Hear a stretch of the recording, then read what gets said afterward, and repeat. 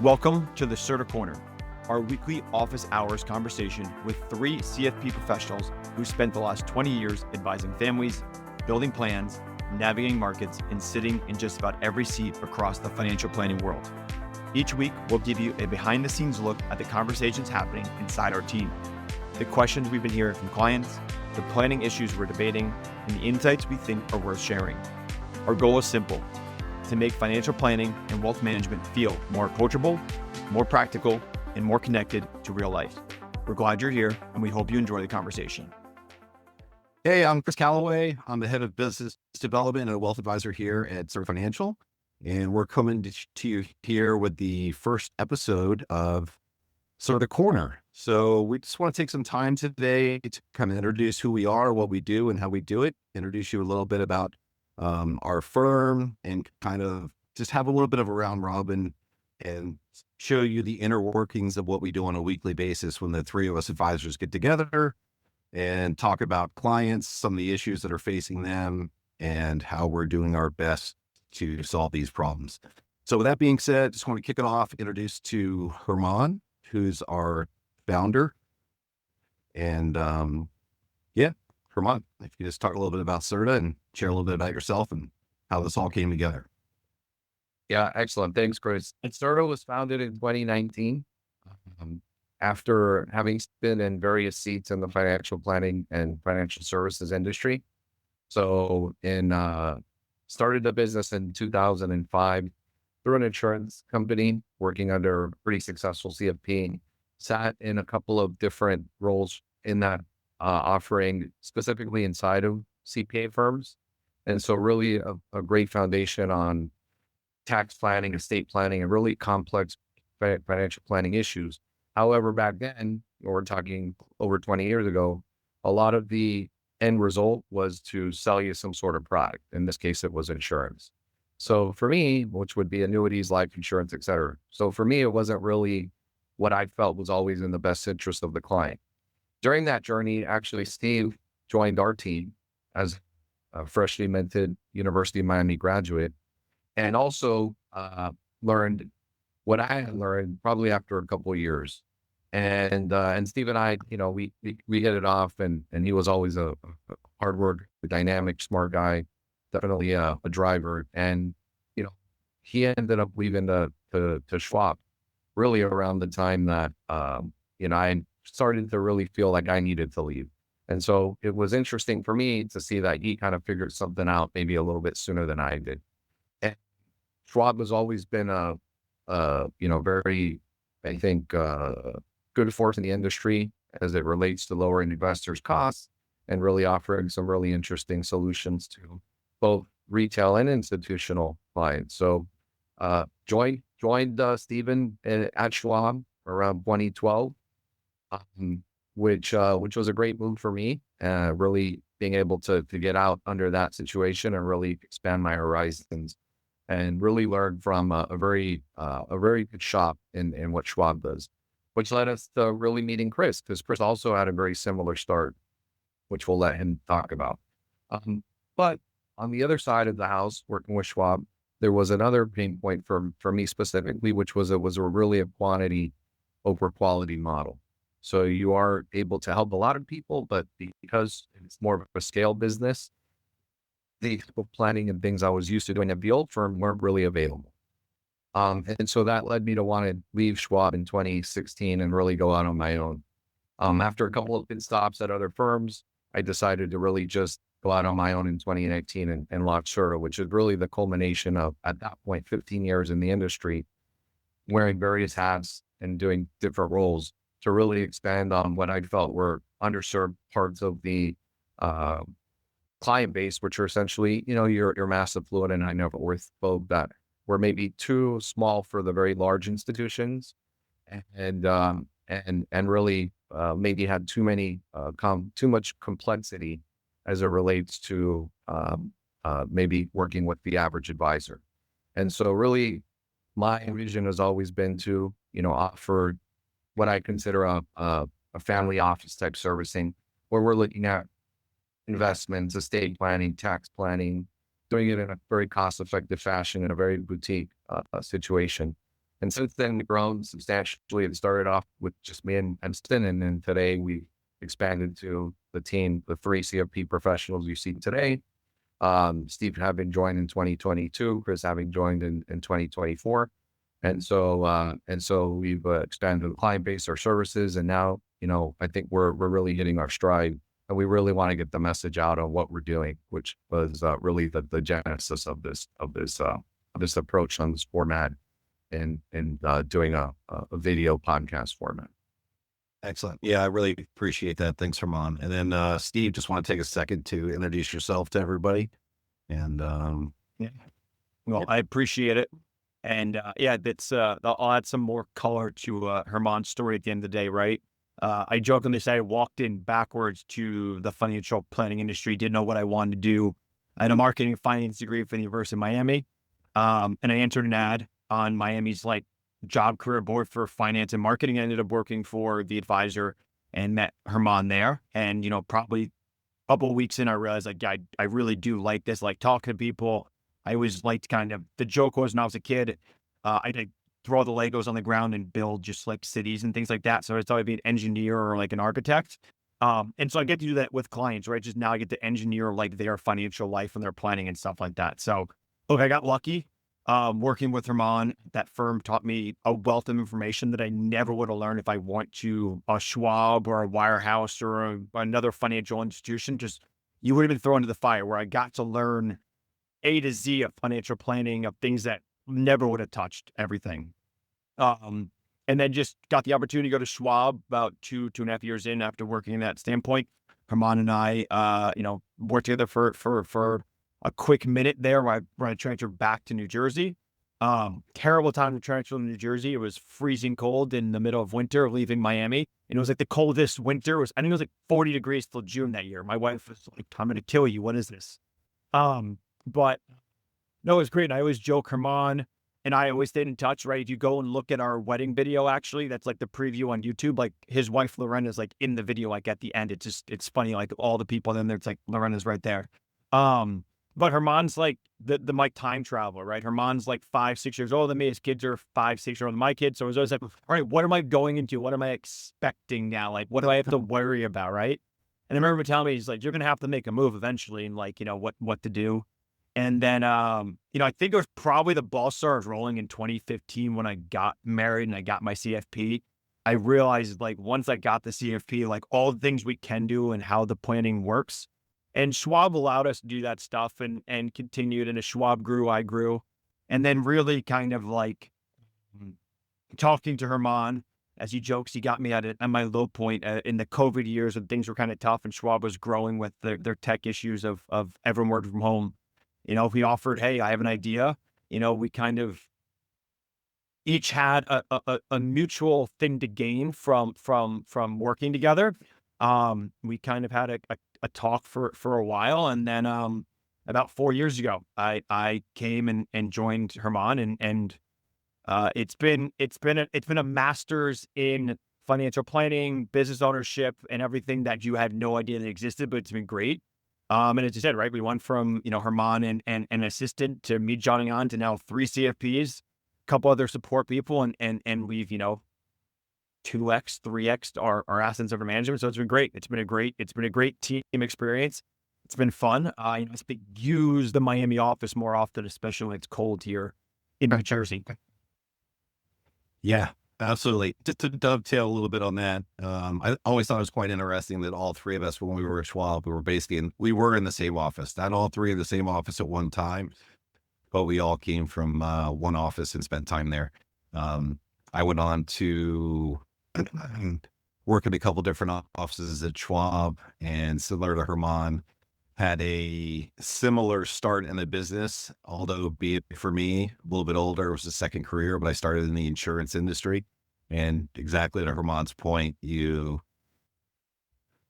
lot of times when you talk to senior advisors there, the solution for everything is insurance. And the truth of the matter is it works sometimes, but it's not the answer for everything. So going to Schwab, you're really able to give us a lot of at-bats. And also to Herman's point, you work with a lot of clients, but it ends up being more quantity over quality. So at the end of the day, we all found ourselves here so we could do our highest and best work, right? So being with clients and really giving that white glove service that we've always wanted to do, as well as, to Steve's point, everybody talks about financial planning. The truth of the matter is I've never seen it at this level, and what we're doing for clients, I think is really, genuine and great. And that's why referrals are coming, and that's why the business is growing the way it is. So just wanted to share that. No, but it's funny. I'll piggyback on that, right, Chris, for what you said, right? As we talked about even just the other day, right? It's things at Schwab that I thought I was doing for financial planning, and I was doing it, but the whole nother level, right? As you talked about when we were in our Monday morning call, you talked about how you were on that trip, right, with your friends, and their daughter was getting a car, and you talked about just like, do you want to go into more of just like asset protection, the things you never think about, right? And using the CFP, and it's not like, yeah, we're not insurance agents that sell health insurance or car insurance or home insurance, right? But it's things we look out for people because we want to make sure everything ties into each other, right? Right. Yeah, absolutely. So we'll just roll into that if that's cool. Yeah, that was kind of a funny conversation, and I was just recently on a trip with a buddy of mine, and a surf trip, albeit, and see the board in the back. So a good friend of mine, we were down in Nicaragua, and it was two families together, and they have a 17-year-old who's driving, but's been driving the family car, and they're talking about getting him in his own car.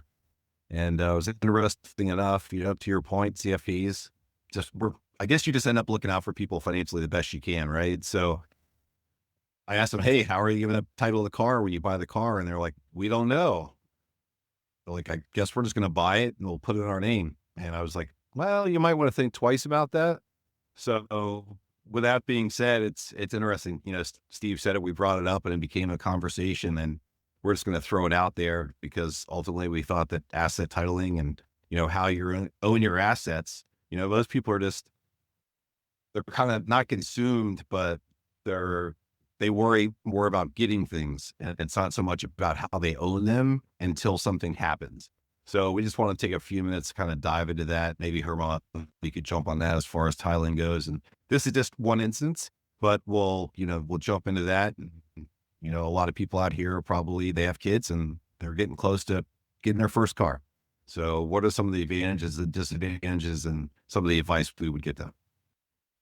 Yeah, that's a big one. I mean, as part of our process that we call 4 pillars, one major area we talk about and really try to tackle as the base foundation for financial planning is really that what we call risk management and asset protection, right? Because a lot of people, they just accumulate stuff throughout their life, and we call it financial junk drawer. So they have an IRA here, a joint account there, they have some real estate, they have some IRAs, 401ks, and nobody puts a lot of thought into the titling. And there's obviously some horror stories you hear as it relates to perhaps getting sued, people getting disinherited, fights between family members, after things, people getting locked out of accounts. It goes on and on. So it's one of the simplest things that you can do, but it has some of the biggest impact. But it just requires a little bit of minding, and it's kind of wiring your plants or any other maintenance thing. You kind of need a routine around checking up on it and a plan around it. And there's also a ton of misnomers as well. A lot of people think, oh, I have an estate plan, I have a trust, I have a will or whatever. And maybe they did it 10 or 15, 20 years ago, but it's not relevant anymore, or it was never properly implemented. Was it, you didn't title your accounts the way you should have, or you thought it was supposed to do this. And, just one we get all the time is, oh, I have a trust. And, they think that's asset protection, or they think they have a will. Okay. Well, that means great. You have a will, but that's actually something that, could lead to probate, which is a unnecessary process for a lot of people. If you kind of get in front of things, there's issues around, minors, right? If you don't want maybe your children to have to deal with a lot of financial responsibility too soon. So it is a major thing. And the big one is really, that people are concerned about is getting sued, right? Especially if they're in some sort of profession that they're a business owner or doctor and how they can protect their assets. So as it relates to that, it's a big focus, something we lead with, and something that we do our best to try to implement, coordinate other professionals, and a lot of our clients benefit from this effort. But at the end of the day, it's something that, going back to the old analogy of you can lead a horse to water, but you can't make them drink, right? At some point, clients or potential prospect is not being 100% forthcoming, or they don't know and we have to dig. Sometimes we could forget something, and it's just normal. People that come to us, they're really looking to outsource a lot of these concerns, but it is really, it really does take two. But at the end of the day, it's a big deal, and it's highly avoidable. It's one of these things that you have full control over. And there are things that we talk about in financial planning, like the market or the economy. Like, there's not a lot of control there, but there are a lot of controllables that you can, if you get in front of it, that are huge impact. And one of these, again, is asset titling. And again, there's a lot of different, things we can do there. At the end of the day, some of these things do require, an attorney, a legal person. So we're not qualified to provide specific, legal guidance or things like that. But we certainly can act as a financial director or quarterback and work with the client's trusted professional or attorney, or try to locate one to really make sure that all these things are done. And we've even, launched our own internal way to help clients generate their own documents as part of our value add service through a provider called wealth.com. So it's definitely a huge focus of ours, and definitely value add. And it's, I believe, a unique direct differentiator to what we're doing, because some people will say, yeah, we do this, or we're going to look at it, but we really take a lot of pride in actually implementing it and doing it as much as we can to get the clients to feel that that item has been addressed. And then last but not least is having that ongoing review every, 3 years, 5 years, or as life events happen. Yeah. Yeah. I appreciate you saying that, and kind of like sharpening the pencil a little bit. We all know we can buy things by ourselves. We can buy it with our spouses. We can put it in a trust, what have you. In this instance, so to speak, like with this example, when we talk about creditor protection, we talk about like attachable, right? So like, God forbid your 16-year-old goes out and gets in a car accident, but, you and your wife own the car, could potentially draw it back to you, right? So now it's not just the damage that was caused on the road. You've got maybe someone wants to come up to your house, or, what have you, your investment accounts. So, these are some of the things that we look at. And I know sometimes it's getting the weeds for clients, but also it's like, these are the things we're trying to help with their blind spots, so to speak. Right. So we can really see them. So. Yeah, no, I'll just kind of piggyback, right? It's we're lucky that a lot of the individuals and families we work with have done a great job, right? As I joke, it's like, you won the game. You worked hard, you saved your money, you've accumulated, you built the business, you sold, you have enough assets to live, right? Like, the market will fluctuate, and barring some significant market crash, like, most likely the market's not going to impact your retirement or how things work for you, right? It's the little things that are not buttoned up, right? It's not having the protection. It's not having the umbrella policy, and your kid gets in a car accident and $500,000 is protected for the car, but you've got a net worth of $4 million of liquid assets that are in retirement. Well, and they sue you for that. And now you have a problem, right? That doesn't come back, right? Right. And it's why we look at everything to make sure that you are protected for the unknown risk. And Herman, like, I'll just kind of piggyback, like, it's kind of two steps, right? Like, having a trust does protect you, right? Like, it can protect you, but if you don't take that trust and then implement that trust, you're not protected, right? And so, like, one of the clients that I brought on, a year or two ago, he has a trust, and we started talking about it, and the previous advisor never did anything with it. So, I think I put it in, I analyzed the trust, I looked at it, I gave him the breakdown to make sure, like, it said what it was supposed to be said. And he ultimately looked at it, hey, like, the trust is set up, your assets should be titled in trust. So we took all of his accounts with his wife and we turned it into a trust. So now his wishes are as it was supposed to be. If he had passed away beforehand, like, all the trust protections for his kids, his wife, his business, it doesn't happen, right? And so it's those little things, and it's like, hey, oh, I have a joint account. Well, should you have a joint account if you have a trust? Should the account be trusted to a trust, right? Or, oh, I have designated beneficiaries. Well, that may be the right thing to do, but actually the trust may be the right beneficiary, or changing things on that, right? And I just had one come up, of all the things I learned. I had a new one, right? That's a fine amount of business, right? I try to learn as much as I can. I've been doing it for 17 plus years now, essentially, right? And you always learn little things. And so we have new clients coming in that we're onboarding, and I was getting the paperwork ready, and they're in Texas. And I was like, wait, Texas is a weird state, right? They're one of the 9 community properties. And so I started looking, and it was like, wait, joint tenants right survivorship is not what you want, because, and technically speaking, if he passes, it does not make you go to her and you get standpoint. So I called a friend of mine who's an advisor in Texas, like, hey, I got a question for you. He's like, yeah, I mean, you can do joint tenants, but it's not right. He goes, you want community property, because if he passes, the whole account steps up to his, they have the whole account steps up to the cost basis, right? And you get this huge advantage. I was like, look, those are just little things that we're making sure we're buttoning up that don't seem like a lot now, but do help you later on down the road. Yeah, that's great. That's absolutely great feedback. And that kind of leads in the conversation about like tenants by entirety and being able to shift risk one side to the other. Also leads into, we're talking about titling, whether it be toys, or a lot of our clients have rental properties or second homes or third homes or investment properties, buildings, what have you. And, what we see a lot of times, right, is maybe someone built the LLC or they built the trust, but they never put the property into it, right? They didn't, maybe they went the extra yard, but they didn't get all the way to the goal line. So, we see all the time that, people are exposing themselves to undue risk just by the way they own things. So maybe you talk about that for a second, Ron, because I know we do have a lot of clients being here in South Florida that have rental properties.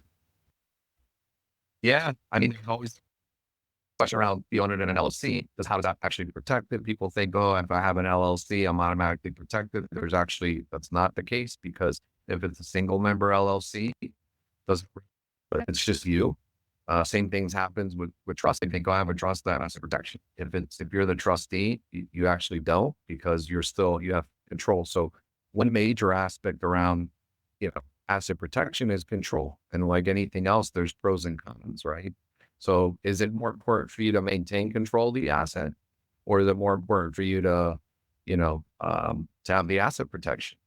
And what's the right calibration around that, right? Maybe certain assets, yes, maybe certain assets, no. That also runs into, like, as you mentioned before, the tenants by the entirety. That's a great situation for spouses in Florida and other states. It creates a layer. It's not going to give you full asset protection, but it definitely creates a layer about maybe an umbrella policy, because there's really not a way to have true asset protection unless you're willing to give up control and getting independent trustee, or really not owning something fully. And so sometimes it's just about layering these friction points. An umbrella policy is a friction point, right? The TBE titling is a friction point. Maybe it's owning, in our state that we domicile a lot of clients in. Some people look at insurance products because there's some stuff there. Some people, we have doctors who end up, buying and buying a huge house and putting a lot of their wealth in their primary residence, because they, that's homesteaded, right? From credit for the most part. And so, we punch above our weight, and as far as from an idea generation, and we bring up ideas, but again, we need to lean on the attorney, and that's where we need to coordinate with them and get a lot of the blessing. But being that person on the client side to really do some of the heavy thinking, so that we can bubble up these ideas and then, implement them with the proper parties, or again, put the titling in place, or have these discussions and understand how to interact with their professional, so that the right questions are being asked and the right information is being transmitted, is a big, big part of what we do. Yeah, that's a great point. I'm just going to jump in there real quick, because we have a conversation later today with an attorney, and you hit the nail on the head. It's about giving up control, right? you want to protect yourself, but how much do you want to give up from a control perspective? So we're looking at multiple trust and how much does a client want to give up? And there's a lot of risk that comes there. So it's a transfer, right? Risk is all about transfer. Do you want to keep it on yourself or do you want to transfer to somebody else? How much control do you want to give up? As I tell every client, right? It's nothing's black and white. We find that shade of gray for you. It's everything's got a match. Every person is different. I can lead you to the end, but what I want, what Herman wants, what Chris wants, everyone's different, right? So we have to help find that special sauce, basically, right? Yeah. Well, so this has been a good conversation, I think, right? And I'll let Chris kind of wrap it up too. But Herman can talk, I can talk, right? We can talk all day here, and I don't want people to just waste an hour or two listening to us, essentially, right? We can go deep. I always ask people when they ask me a question like, how deep do you want me to go before I start talking? Because I can really go into this, right? I can But yeah, I think we get, some good ideas here and everything like that. We'll go final thoughts and everything, and kind of wrap this up. And as things come up, there's more questions, right? Like we're happy to jump more into this, and we'll definitely expand on this as we continue this conversation, and have more episodes in the future. Yeah. Thanks so much for that. Yeah. Today, really the point was just to introduce the team and maybe talk high level about a few topics. And to your point, we just kind of want to ignite a fire a little bit, right? So if we can get someone to think and kind of like the light bulb comes on, that's what we're here for, right? We're here to help. We can expand. And like Steve said, we can talk till your ear falls off, but that's our job. We're here to help and we're here to protect. Excellent. Yeah. I think as our first episode, we're excited to launch this initiative and really get the message out. I like to think that we're kind of a well-kept secret. And so now we have the capabilities and resources to really hopefully get our message out, help more people. And we just appreciate everybody spending, the 30 minutes or so to be with us today. Yep. Well, thanks, gentlemen. Thank you. Thank you, guys. The information given here is taken from sources IFP Advisors, LLC, DBA Independent Financial Partners, IFP Securities, LLC, DBA Independent Financial Partners, and its advisors are believed to be reliable, but it is not guaranteed by us as to the accuracy or completeness. This is for informational purposes only, and in no event should be construed as an offer to sell or solicitation of an offer to buy any securities or products. Please consult your tax and/or legal advisor before implementing any tax and/or legal related strategies mentioned in this publication, as IFP does not provide tax and/or legal advice. Opinions expressed are subject to change without notice and do not take into account the particular investment objectives, financial situations, or needs of individual investors. This report may not be reproduced, distributed, or published by any person for any purpose without IFP's express prior written consent. Investment advice offered through IFP Advisors, LLC, DBA Independent Financial Partners, a registered investment advisor. IFP and Certa Financial Planning are not affiliated.